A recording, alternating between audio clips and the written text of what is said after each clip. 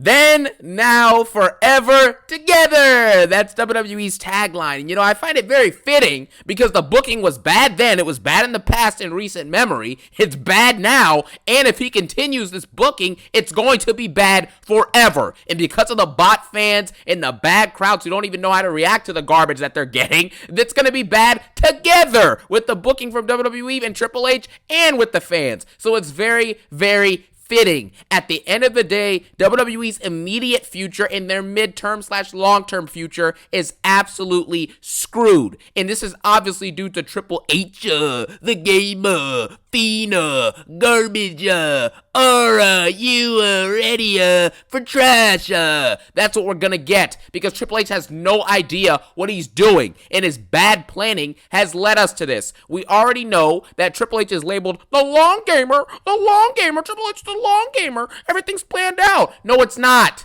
No, it isn't. And you know this. Now, for example, everyone last week was saying Braun Breaker and Seth Rollins versus Roman Reigns and CM Punk for Backlash. Well, guess what? They weren't on the show last night. Roman and Punk were not on the show. And you also have to factor in that next week, right, when we get to Raw, we have, what, 5 or 6 days until Backlash? You're really going to have Roman Reigns and Punk show up on Monday, automatically be buddy-buddy again, and then after that, we're going to get a tag match 5 days later?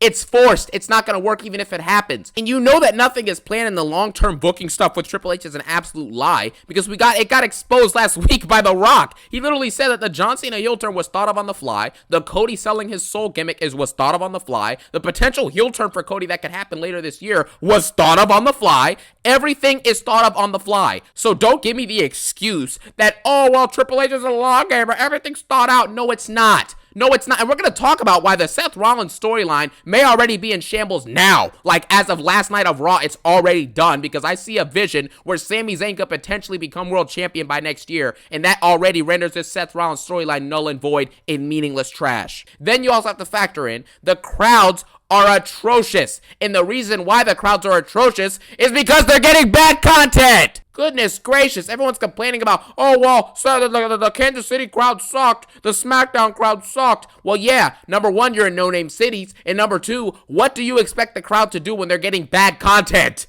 Like, I don't get it. Everyone sees the crowd sucks and they're blaming the crowd and not the content. Well, maybe the crowd doesn't resonate, it doesn't like the content. Triple H says the internet isn't real. You know what I mean? The internet's fake. If you don't like it, stop watching as a fan or stop watching as a critic. Just watch as a fan. Don't analyze the stuff you're watching. You know what I'm saying? If you don't like our content, then F you. F off. What? That's how you treat your fan base. And the crowds are supposed to be coming in person into these arenas and giving you big pops for everything? No, that's not how it works. And that's not how it's gonna work, and that's not how it's been working. We saw it at Vegas in the Mania crowd. The Mania crowd was atrocious night one. It was garbage. When you have no engaging storylines and no good booking and no good feuds and nothing like that, and the championship reigns are all pretty stale, why in the world would the crowd care? There's no reason to care. And the ticket prices, as insane as they are, you have what? The SummerSlam tickets for 2 nights are around $40K? Really? $40,000 to watch nothing. The SummerSlam card, if it has 4 or 5 good matches. That's it. That's all you're getting is maybe 4 or 5 good feuds and matches for SummerSlam. That's all you're getting. And you mean to tell me that that's worth $40,000?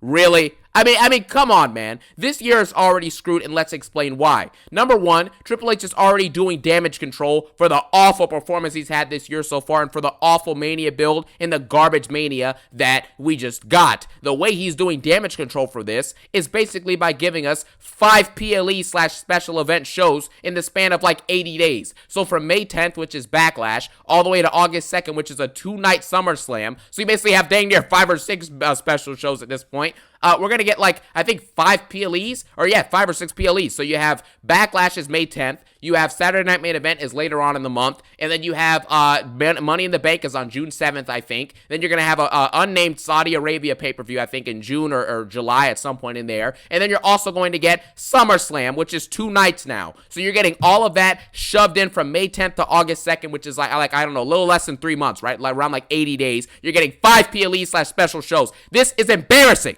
They're trying to shove in all these PLEs and special shows to make you forget about the garbage you're getting week to week. Just watch this episode, watch that episode, watch this episode in order to advance to the next one so you can go see the next PLE. That's basically what they're doing, and it's embarrassing. This means that we're going to get a bunch of PLEs and special event, whatever the heck you want to call Saturday Night Main Event. I'm just going to count it as a PLE even though it's a glorified house show. It's a special show they're doing, you know what I'm saying, on a weekend, so I'm counting it as one. This means we're probably going to get, 5 matches a card besides SummerSlam, which will likely have 7 matches or 6 matches each night, and that's all you're getting, which means that if we're getting 5 matches a card, which is obviously stupid, you cannot showcase enough talent or build good feuds or good title reigns that way. If I know I'm going to get 5 matches in a PLE, and one of the matches, for example, is going to be Gunther versus a ring announcer, then I know it's going to be stupid. Then you also have meaningless matches that will be thrown on some of these cards, like Becky Lynch versus Lyra Valkyria. Yes, I like the promo segment they did last night on Raw, but there's no real reason to have this title match already happening, and there's no real reason, well, I guess there is kind of for Becky to turn heel, she kind of explained it, but it's not a valid enough reason for this to be on a card. But again, you have Jey Uso and Logan Paul fighting, you got Pat McAfee and Gunther fighting, you got Becky Lynch and Lyra fighting. It's not enough. They're throwing stuff together because you have to meet these deadlines for these PLEs. And these matches are all going to be predictable. We know that the 2 world champions, Cena and Jey, right now, are not going to lose their belts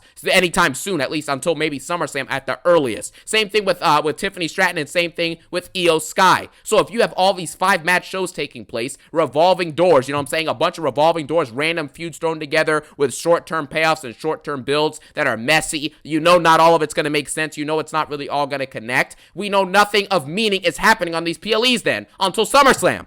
It's as simple as that. We know it's not going to happen. If you have a show every 2 or 3 weeks, why in the world would you do anything groundbreaking or ground shaking on any of these shows? You may get a couple returns here and there, like Cody Rhodes will come back at some point soon, probably. You know what I'm saying? You'll have like a great match on a card or so, something like that. You know what I'm saying? And maybe you'll get a good feud or 2 here and there. But there's no time to build these feuds because every 3 weeks, you have to do a short-term build and throw some stuff together to fit a match card quota for the PLEs.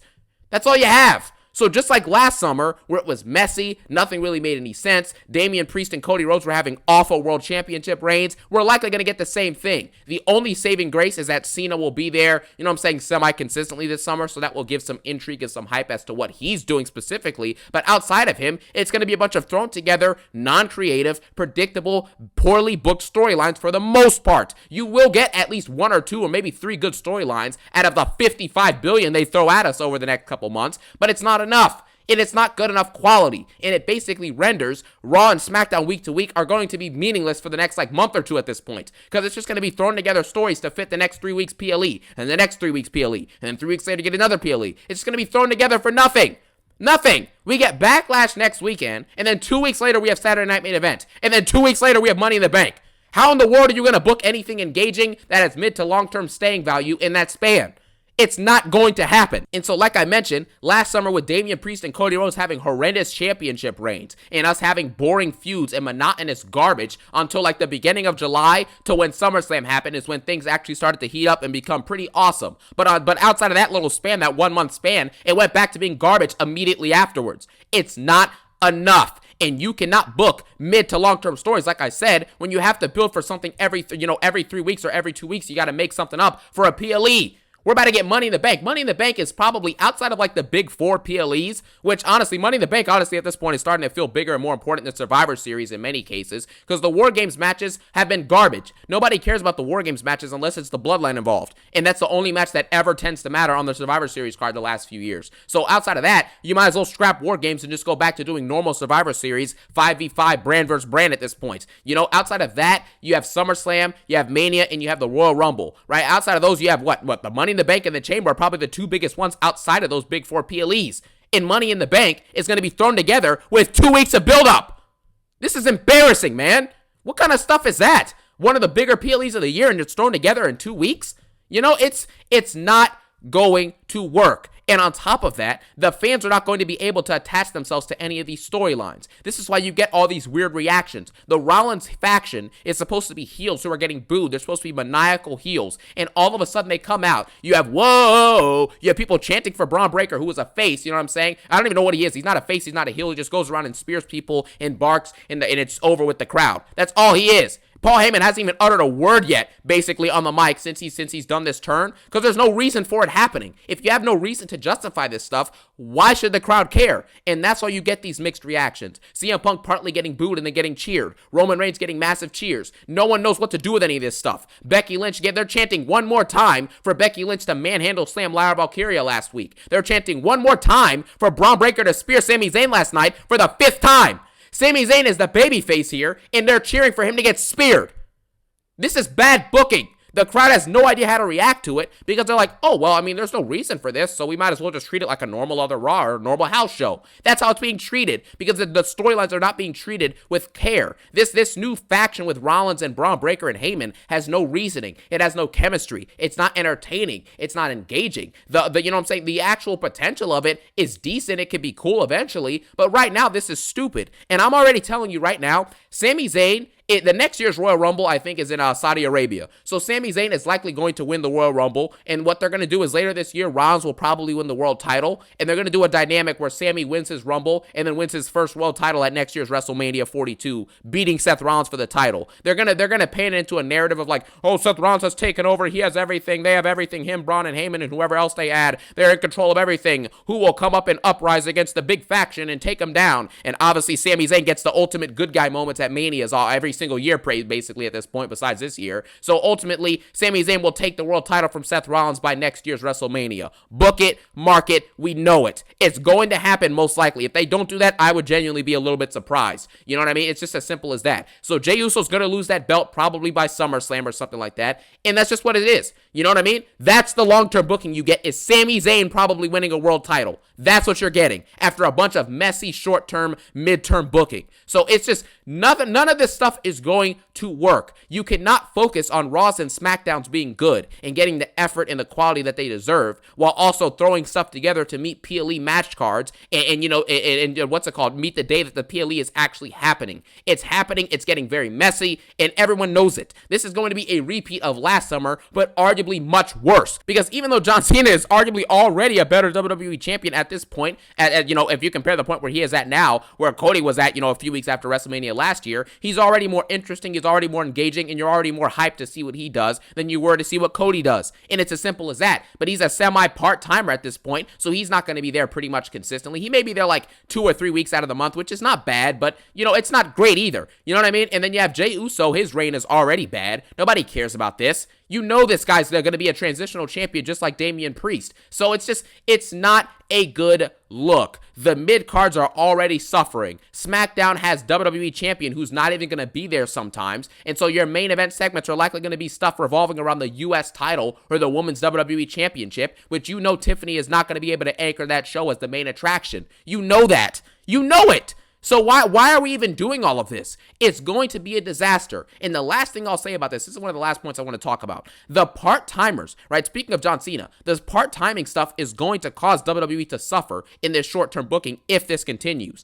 I do hope, and I kind of think that Roman and Punk will be back at least within the next month by Money in the Bank at the latest, but if they're not, it's just going to make for bad episodes week to week. At this point, you have no Roman Reigns. You have no CM Punk. Cena's part-timing it up. Cody Rhodes isn't even there. You know what I mean? And Seth Rollins is in a boring storyline that's not even that good so far. So none of this stuff is working. None of your top stars are even there, some of them, you know what I'm saying? And then the other ones are not even doing anything of meaning or value. So where in the world is there going to be intrigue, hype, and impact for this summer of WWE? We want this to be exciting. We want this to be awesome. The summer of Cena, the summer of all this stuff, etc. But it doesn't look like it's going to happen. The Seth Rollins faction is botched so far. Both of the women's championship reigns are just going to recycle a couple feuds, like Nia Jax will come back to fight Tiffany probably for Backlash, and then you'll get Rhea Ripley probably feuding with Io Sky in the next month or something like that, or some nonsense with that garbage. And they'll do short-term booking time after time until SummerSlam, so we can breeze through all these PLEs in the span of 7 weeks. We're getting 3 or 4 PLEs at this point, and that's what we're gonna get. It really is as simple as that. If you don't have your bigger stars on the show, there's no reason to tune in week to week, so people will only watch these PLEs and see these meaningless, garbage, thrown together matches, and this will set up the lack of hype and intrigue for SummerSlam, which will then probably struggle to sell tickets. It's a massive stadium. You're charging $40K for front row seats. What is that? It's embarrassing, man.